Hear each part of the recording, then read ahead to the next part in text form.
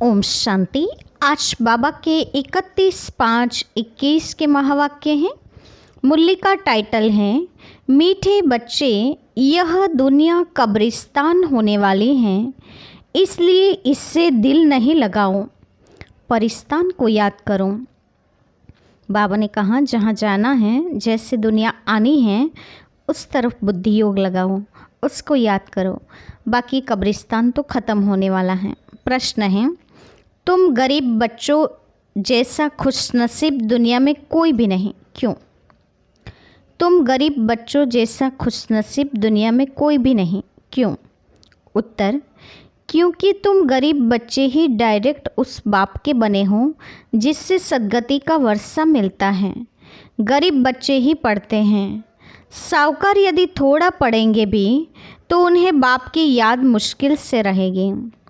तुम्हें तो अंत में बाप के सिवाय और कुछ भी याद नहीं आएगा, इसलिए तुम सबसे खुशनसीब हो। गीत है, दिल का सहारा टूट न जाए। ओम शांति। बच्चों प्रति बाप समझा रहे हैं और बच्चे समझ रहे हैं कि बरोबर यह ज़माना अब कब्रिस्तान बनाने वाला है। पहले यह ज़माना परिस्तान था, अब पुराना हो गया है, इसलिए इनको कब्रिस्तान कहते हैं। सबको कब्र दाखिल होना है। पुरानी चीज़ कब्र दाखिल होती हैं, अर्थात मिट्टी में मिल जाती हैं। यह भी सिर्फ तुम बच्चे ही जानते हो, दुनिया नहीं जानती। कुछ विलायत वालों को मालूम होता है कि कब्र दाखिल होने का समय दिखता है। तुम बच्चे भी जानते हो कि परिस्तान स्थापन करने वाला हमारा बाबा फिर से आया हुआ है। बच्चे यह भी समझते हैं अगर इस कब्रिस्तान से दिल लगाई तो घाटा पड़ जाएगा। अभी तुम बेहद के बाप से बेहद सुख का वर्षा ले रहे हो, सो भी कल्प पहले मुआफिक। यह तुम बच्चों की बुद्धि में हर कदम रहना चाहिए। तो यही मन मना भव है। बाप की याद में रहने से ही परिस्तानी बनेंगे। भारत परिस्तान था और खंड परिस्तान नहीं बनते हैं। यह है माया रावण का पांप। यह थोड़ा समय चलने वाला है। यह झूठा सो है, झूठी माया, झूठी काया है ना। यह पिछाड़ी का भपका है। इनको देखकर समझते हैं स्वर्ग तो अभी हैं, पहले नर्क था। बड़े बड़े मकान बनाते रहते हैं। ये 100 वर्ष का शो है। टेलीफोन, बिजली, एरोप्लेन आदि यह सब 100 वर्ष के अंदर बनते हैं। कितना शो है, इसलिए समझते हैं स्वर्ग तो अभी है। दिल्ली पुरानी क्या थी, अभी नई दिल्ली कैसे अच्छी बनी है। नाम ही रखा है न्यू दिल्ली। बापूजी चाहते थे नई दुनिया राम राज्य हो, परिस्तान हो। यह तो टेम्पररी पंप हैं। कितने बड़े बड़े मकान, फाउंटेन आदि बनाते हैं। इनको आर्टिफिशियल स्वर्ग कहा जाता है, अल्पकाल के लिए। तुम जानते हो इनका नाम कोई स्वर्ग नहीं है, इनका नाम नर्क है। नर्क का भी एक शो है। यह है अल्पकाल का शो। यह अभी गया कि गया। अब बाप बच्चों को कहते हैं, एक तो शांति धाम को याद करो। सब मनुष्य मात्र शांति को ढूंढते रहते हैं, कहाँ से शांति मिलेगी। अब यह सवाल तो सारी दुनिया का है कि दुनिया में शांति कैसे हो। मनुष्य को यह पता नहीं कि हम सब वास्तव में शांति धाम के रहने वाले हैं। हम आत्माएं शांति धाम में शांत रहती हैं, फिर यहाँ आती हैं पार्ट बजाने। सो भी तुम बच्चों को मालूम है। अभी तुम पुरुषार्थ कर रहे हो सुखधाम जाने वाया शांति धाम आने। हर एक की बुद्धि में है हम आत्माएं अभी जाएंगे अपने घर शांति धाम। यहाँ तो शांति की बात ही नहीं हो सकती, क्योंकि यह है दुखधाम। सतयुग पावन दुनिया, कलयुग है पतित दुनिया। इन बातों की समझ अभी तुम बच्चों को आई है। दुनिया वाले तो कुछ भी नहीं जानते, तुम्हारी बुद्धि में आया है। बेहद का बाप हमको सृष्टि चक्र के आदि मध्य अंत का राज समझाते हैं। फिर कैसे धर्म स्थापक आकर धर्म स्थापन करते हैं। अब सृष्टि में कितने अथाह मनुष्य हैं। भारत में भी बहुत हैं। भारत जब स्वर्ग था तब बहुत साहूकार थे और कोई धर्म नहीं था। तुम बच्चों को रोज़ रिफ्रेश किया जाता है। बाप और वर्षे को याद करो। भक्ति मार्ग में भी यह चला आता है। हमेशा अंगुली दिखाते हैं कि परमात्मा को याद करो। परमात्मा अथवा अल्लाह वहाँ है, परंतु सिर्फ ऐसे ही याद करने से कुछ पता थोड़ी ही है। उनको यह भी पता नहीं है कि याद से क्या फ़ायदा होगा, उनके साथ हमारा क्या संबंध है, जानते ही नहीं। दुख के समय पुकारते हैं हे राम, आत्मा याद करती है, परंतु उनको यह पता नहीं है कि सुख शांति किसको कहा जाता है। तुम्हारी बुद्धि में आता है कि हम सब एक बाप की संतान हैं, तो फिर दुख क्यों होना चाहिए। बेहद के बाप से सदा सुख का वर्षा मिलना चाहिए। यह भी चित्र में क्लियर है। भगवान है ही स्वर्ग की स्थापना करने वाला हेविनली गॉड फादर। वह आते भी भारत में ही हैं, परंतु यह कोई समझते नहीं हैं। देवी देवता धर्म स्थापन जरूर संगम पर ही होगी, परंतु सतयुग में कैसे हो सकती हैं, यह बातें दूसरे धर्म वाले जानते नहीं हैं। यह तो बाप ही नॉलेजफुल हैं, समझाते हैं। आदि सनातन देवी देवता धर्म कैसे स्थापन हुआ। सतयुग की आयु लाखों वर्ष कहने से बहुत दूर कर देते हैं। तुम बच्चों को चित्रों पर ही समझाना है। भारत में इन लक्ष्मी नारायण का राज्य था। इन्होंने कैसे कब यह राज्य पाया यह नहीं जानते, सिर्फ कहते हैं यह सतयुग के मालिक थे। उनके आगे जाकर भीख मांगते हैं तो अल्पकाल के लिए कुछ न कुछ मिल जाता है। कोई दान पुण्य करते हैं, उनको भी अल्पकाल के लिए फल मिल जाता है। गरीब पंचायत के मुखी को भी इतनी ही खुशी रहती है जितनी साहूकार मुखी को। गरीब भी अपने को सुखी समझते हैं। बॉम्बे में देखो गरीब लोग कैसे कैसे स्थानों पर रहते हैं, तुम बच्चे अभी समझते हो। भले करोड़पति हैं, परंतु कितने दुखी हैं। तुम कहेंगे हमारे जैसा खुशनसीब और कोई नहीं।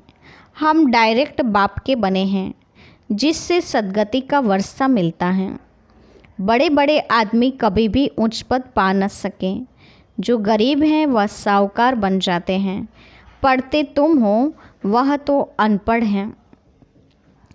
करके थोड़ा पढ़ेंगे भी तो बाप की याद में रह नहीं सकते। अंत में तुमको सिवाय बाप के और कुछ भी याद नहीं रहना है। जानते हो यह सब कब्रिस्तान होना है। बुद्धि में रहना चाहिए यह जो हम धंधा आदि करते हैं थोड़ी समय के लिए हैं। धनवान लोग धर्मशाला आदि बनाते हैं, वह कोई धंधे के लिए नहीं बनाते हैं। जहाँ तीर्थ है वहाँ धर्मशालाएं नहीं हो तो कहाँ रहें। इसलिए साहूकार लोग धर्मशालाएं भी बनाते हैं। ऐसे नहीं कि व्यापारी लोग आकर व्यापार करें।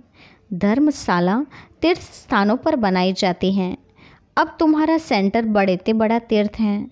तुम्हारे सेंटर्स जहाँ जहाँ हैं वे बड़े बड़े तीर्थ हैं, जहाँ से मनुष्य को सुख शांति मिलती है।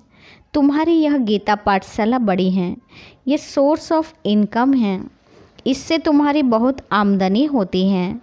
तुम बच्चों के लिए यह धर्मशाला है, बड़े से बड़ा तीर्थ है। तुम बेहद बाप से बेहद का वर्षा लेते हो। इस जैसा बड़े से बड़ा तीर्थ कोई होता नहीं। उन तीर्थों पर जाने से तो तुमको कुछ भी नहीं मिलता, यह भी तुम समझते हो। भक्त लोग बड़े प्रेम से मंदिर आदि में चरणामृत लेते हैं, समझते हैं उनसे हमारा हृदय पवित्र हो जाएगा, परंतु वह तो पानी है। यहाँ तो बाप कहते हैं मुझे याद करो तो वर्षा मिलेगा। अभी बेहद के बाप से तुमको अविनाशी ज्ञान रत्नों का खजाना मिलता है। अक्षर करके शंकर के पास जाते हैं, समझते हैं अमरनाथ ने पार्वती को कथा सुनाई, तब कहते हैं भर दे झोली। तुम अविनाशी ज्ञान रत्नों से झोली भरते हो। बाकी अमरनाथ कोई एक को थोड़ी बैठकर कथा सुनाएगा, जरूर बहुत होंगे और वह भी मृत्युलोक में ही होंगे। सूक्ष्म वतन में तो कथा सुनाने की दरकार ही नहीं। अनेक तीर्थ बनाए हैं, साधु संत महात्मा आदि ढेर जाते हैं। अमरनाथ पर लाखों आदमी जाते हैं। कुंभ के मेले पर गंगा स्नान करने सबसे जास्ती जाते हैं। समझते हैं हम पावन बनेंगे। वास्तव में कुंभ का मेला यह है। वह मेले तो जन्म जन्मांतर करते आए, परंतु बाप कहते हैं इससे वापिस अपने घर कोई भी जा नहीं सकते, क्योंकि जब आत्मा पवित्र बने तब जा सके ना। परंतु अपवित्र होने के कारण सबके पंख टूटे हुए हैं। आत्मा को पंख मिले हैं। योग में रहने से आत्मा सबसे तीखी उड़ती हैं। कोई का हिसाब किताब लंदन में अमेरिका में होगा तो जट उड़ेंगे, वहाँ सेकंड में पहुँच जाते हैं। लेकिन मुक्तिधाम में तो जब कर्मातीत हो तब जा सकें, तब तक यहाँ ही जन्म मरण में आते हैं। जैसे ड्रामा टिक टिक हो चलता है, आत्मा भी ऐसे हैं। टिक हुई यह गई, इन जैसी तीखी और कोई चीज़ होती नहीं। ढेर की ढेर सब आत्माएं मूल वतन में जाने वाले हैं। आत्मा को कहाँ का कहाँ पहुँचने में देरी नहीं लगती है। मनुष्य यह बातें समझते नहीं हैं। तुम बच्चों की बुद्धि में आता है कि नई दुनिया में ज़रूर थोड़ी आत्माएं होंगी और वहाँ बहुत सुखी होंगी। वही आत्माएं अब 84 जन्म भोग बहुत दुखी हुई हैं। तुमको सारे चक्र का मालूम पड़ा है। तुम्हारी बुद्धि चलती है और कोई मनुष्य मात्र की बुद्धि नहीं चलती। प्रजापिता ब्रह्मा भी गाया हुआ है। कल्प पहले भी तुम ऐसे ही ब्रह्मा कुमार कुमारी बने थे। तुम जानते हो कि हम प्रजापिता ब्रह्मा के बच्चे हैं। हमारे द्वारा बाबा स्वर्ग की स्थापना करा रहे हैं। जब नंबरवार पुरुषार्थ अनुसार लायक बन जाएंगे तो फिर पुरानी दुनिया का विनाश होगा। त्रिमूर्ति भी यहाँ ही गाया हुआ है। त्रिमूर्ति का चित्र भी रखते हैं, उसमें शिव को दिखाते नहीं। कहा भी जाता है ब्रह्मा द्वारा स्थापना कौन कराते हैं? शिव बाबा। विष्णु द्वारा पालना। तुम ब्राह्मण अभी लायक बन रहे हो देवता बनने के लिए। अभी तुम वह पार्ट बजा रहे हो, कल्प के बाद फिर बजाएंगे। तुम पवित्र बनते हो, कहते हो बाबा का फरमान है काम रूपी शत्रु को जीतो, मामेकम याद करो। बहुत सहज हैं। भक्ति मार्ग में तुम बच्चों ने बहुत दुख देखे हैं। करके थोड़ा सुख है तो भी अल्पकाल के लिए। भक्ति में साक्षात्कार होता है सो भी अल्पकाल के लिए तुम्हारी आस पूरी होती है। यह साक्षात्कार होता है वह भी मैं कराता हूँ। ड्रामा में नूंद है जो पास्ट हुआ, second by second drama shoot किया हुआ है।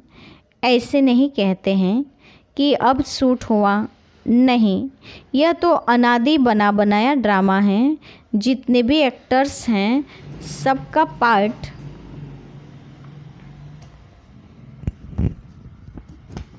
अविनाशी है। मोक्ष को कोई पा नहीं सकते। सन्यासी लोग कहते हैं हम लीन हो जाते हैं। बाप समझाते हैं तुम अविनाशी आत्मा हो। आत्मा बिंदी है। इतनी छोटी सी बिंदी में 84 जन्मों का पार्ट नूंदा हुआ है। यह चक्र चलता ही रहता है। जो पहले पहले पार्ट बजाने आते हैं वही 84 जन्म लेते हैं। सब तो ले न सके। तुम्हारे सिवाय और कोई की बुद्धि में यह नॉलेज नहीं है। ज्ञान का सागर एक ही बाप है। तुम जानते हो हम बाप से वर्षा ले रहे हैं। बाप हमको पतित से पावन बनाते हैं, सुख शांति का वर्षा देते हैं। सतयुग में दुख का नाम निशान नहीं होता। बाप कहते हैं आयुष्यवान भव, धनवान भव। निवृत्ति मार्ग वाले ऐसे आशीर्वाद दे न सके। तुम बच्चों को बाप से वर्षा मिल रहा है। सतयुग त्रेता है सुखधाम। फिर दुख कैसे होता है यह भी कोई नहीं जानते। देवताएं वाम मार्ग में कैसे जाते हैं यह निशानियां हैं। जगन्नाथपुरी में देवताओं के चित्र ताज आदि पहने हुए दिखाते हैं, फिर गंदे चित्र भी बनाए हैं, इसलिए उनकी मूर्ति भी काली रखी है, जिससे सिद्ध होता है कि देवताएं वाम मार्ग में जाते हैं, तो अंत में बिल्कुल काले बन पड़े हैं। अभी तुम जानते हो भारत कितना साहूकार था, फिर तमोप्रधान बनना ही है ड्रामा प्लेन अनुसार। अभी संगम पर तुमको यह नॉलेज है। बाप है नॉलेजफुल, तुम्हारा एक ही बाप, टीचर, गुरु तीनों हैं। यह सदैव बुद्धि में रहें। शिव बाबा हमको पढ़ाते हैं, यह बेहद की पढ़ाई है जिससे तुम नॉलेजफुल बन गए हो। तुम सब कुछ जानते हो। वह कहते हैं सर्वव्यापी हैं, तुम कहते हो वह पतित पावन है। कितना रात दिन का फ़र्क है। अभी तुम मास्टर नॉलेजफुल बने हो नंबरवार। जो बाप के पास हैं वो तुमको सिखाते हैं, तुम भी सबको यह बताते हो। बाप को याद करो तो 21 जन्मों के लिए वर्षा मिलेगा। अच्छा, मीठे मीठे सिकिलते बच्चों के प्रति माता पिता बाप दादा का याद प्यार और गुड मॉर्निंग। रूहानी बाप की रूहानी बच्चों को नमस्ते। हम रूहानी बच्चों की रूहानी माता पिता बाप दादा को याद प्यार और नमस्ते। पूरी मूल्य का धारणायुक्त मुख्य सार। पहले पॉइंट, स्वयं रिफ्रेश रहकर औरों को रिफ्रेश करने के लिए बाप और वर्षे की याद में रहना है और सबको याद दिलाना भी है। दूसरी पॉइंट, इस पुरानी दुनिया से, इस कब्रिस्तान से दिल नहीं लगानी है। शांतिधाम सुखधाम को याद करना है। स्वयं को देवता बनने के लायक बनाना है। वरदान है, नशे और निशाने की स्मृति से सर्व कर्मेंद्रियों को ऑर्डर प्रमाण चलाने वाले ताज व तख्त नशीन भव। नशे और निशाने की स्मृति से सर्व कर्मेंद्रियों को ऑर्डर प्रमाण चलाने वाले ताज व तख्त नशीन भव। विस्तार है, संगम युग पर बाप दादा द्वारा सभी बच्चों को ताज और तख्त प्राप्त होता है। प्यूरिटी का भी ताज है तो जिम्मेवारी का भी ताज है। अकाल तख्त भी हैं तो दिल तख्त नशीन भी हो। जब ऐसे डबल ताज और तख्त नशीन बनते हो तो नशा और निशाना स्वतः याद रहता है। फिर यह कर्मेंद्रियां जी हजूर करती हैं। जो ताज व तख्त छोड़ देते हैं उनका ऑर्डर कोई भी कारोबारी नहीं मानते हैं। तो बाबा ने कहा ताज और तख्त कभी नहीं छोड़ना है। स्लोगन है, कमज़ोर संकल्प ही प्रसन्न चित्त के बजाय प्रश्न चित्त बना देते हैं। कमज़ोर संकल्प ही प्रसन्न चित्त की जगह प्रश्न चित्त बना देते हैं। आज की मुख्य पॉइंट्स हैं। आज विशेष बाबा ने हम बच्चों को बताया है कि तुम्हें अभी परिस्तान से, सतयुग से दिल लगानी है। बाकी ये दुनिया तो कब्र दाखिल हैं, कब्रिस्तान होने वाली हैं, ख़त्म हो जाएगी। इसलिए जहाँ जाना है उसको बुद्धि में रखना है, उसे याद करना है। साथ ही बाबा ने कहा कि ये तुम्हारे लिए खुशनसीबी की बात है कि तुम गरीब बच्चे ही डायरेक्ट बाप के बनते हो, उनसे सद्गति का वर्षा प्राप्त करते हो। गरीब बच्चे ही पढ़ते हैं, बाकी साहूकार तो पढ़ न सके। बाप की याद में वो मुश्किल रहते हैं।